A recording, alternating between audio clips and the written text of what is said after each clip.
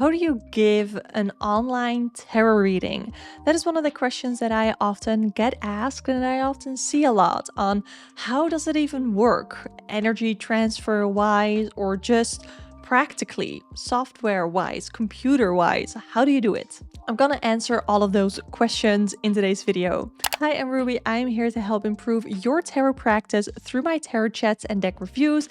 And I also like to help you make money with the tarot if that is your gift, if that is your talent and your desire. So first, how does online tarot reading work? Like, how can you read someone's energy from far away? I think that as long as I set the intention before I even shuffle my cards and during the shuffling of my cards, I set the intention that I'm gonna read this person's energy. They have consented to, me reading their energy. Sometimes they have a little profile picture, or sometimes it's just a name. And sometimes it's not even their name, but there's still a person behind that. And I feel like I can connect to that energy when I am shuffling the cards. So I feel like that is sort of how it works, that even though, yes, there is physically very much of a distance between us, they have still decided to reach out to me and to put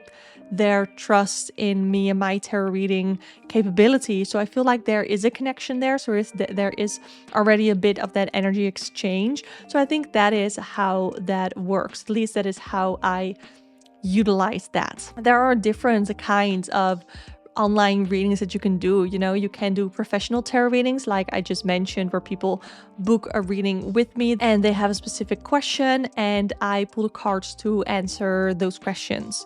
Then another type of online tarot reading is like a pick-a-card reading, where you have piles or you have crystals that people online choose and you do.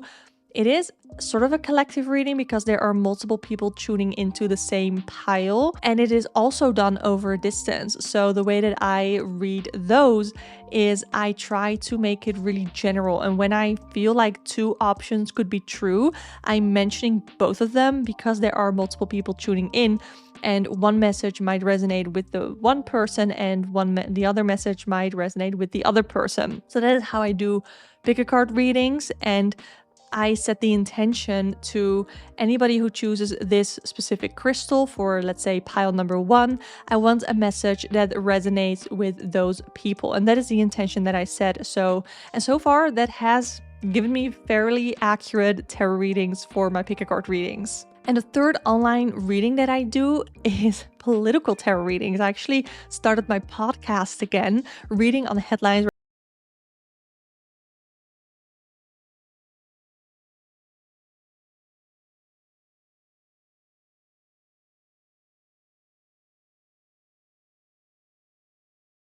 For me to tune into that energy because it's already so big and so out there.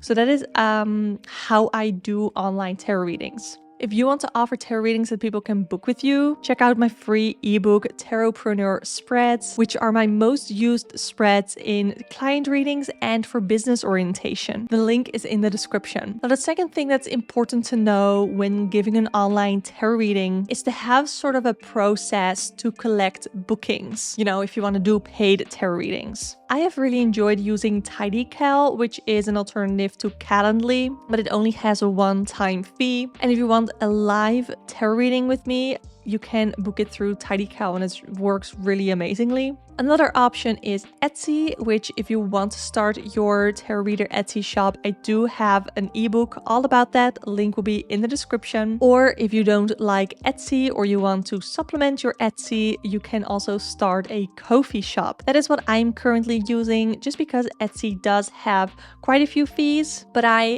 do still have my Etsy and I'm supplementing it with my Ko-fi shop. And the third thing that's important to know here is what kinds of readings that you can give, when it comes to an online tarot reading.